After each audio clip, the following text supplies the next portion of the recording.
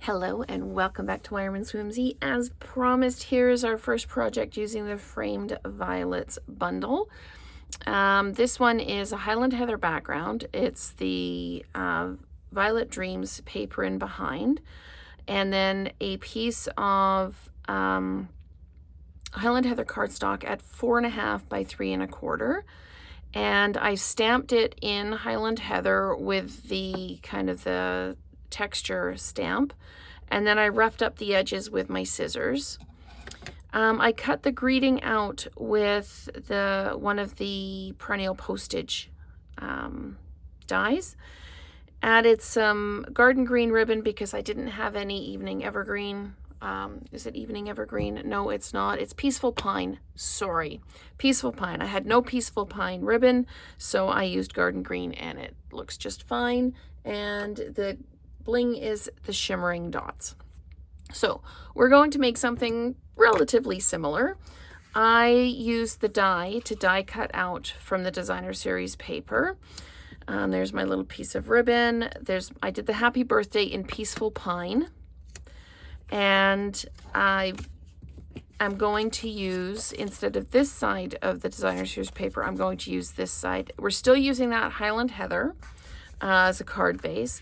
This Highland Heather, I'm going to use the peaceful pine. I did one just to see what it would look like, and I think it looks quite good. So when we get the card finished, you can tell me which you prefer. So I'm just going to keep inking this up and going around the edge, paying particular attention to the corners because we're going to see those more. And I'm just going to come in, stamp that down, just like I say, just filling in the edge and just carrying on around. Now this is a little directional. It's not dots, it's more lines. So I'm kind of making sure that I'm moving the stamp around so that it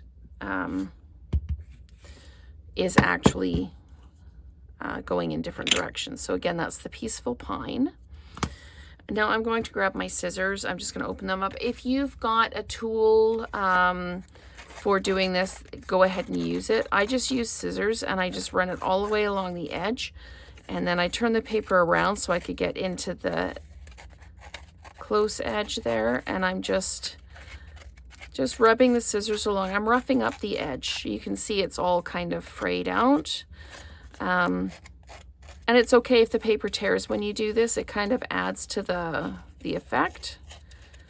And I'm just rubbing that along again, turning it over to get back into that one corner, and then carrying on.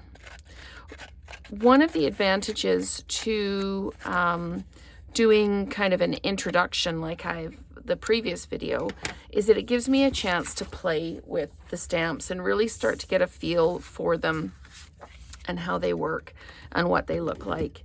Working with the stamps and dies, it helps me also to just kind of settle out on what it is that I would like to do for cards. What ideas do I have? So we're just going to flat mount this. Pop this down like this, right in the middle. There we go. And all of this is flat mounted except the greeting, which I am dimensionalizing. Okay, so we're going to pop this down. And I wanted to see the difference. This one is much more, sorry, you can't see it. This one is much more subtle, whereas this one is a little bit bolder. So I thought the green in the background, as opposed to the Highland Heather, would be just a little bit more dramatic. And I'm going to put dimensionals on the back of the greeting. I'm kind of overlapping the ribbon. I have adhered the ribbon down, but I want to make sure that I'm adhering the whole piece down and that the greeting won't peel off the ribbon. And as I say, the die is from the perennial postage set. And this edge is just a little bit long, so I'm just going to trim it off. There we go. If I could trim straight, that would be helpful. There we go. And this is going to pop down just about here. I think we'll just put it there like that. Oh, and we need to add the bling. I always forget the bling at the end. I'm so excited about doing the card, and then I forget the bling. So I'm just going to pop the bling down. If I can actually make it separate from the tacky end of my tool there. There we go. Okay. And pick up another one, and this one's going to go here.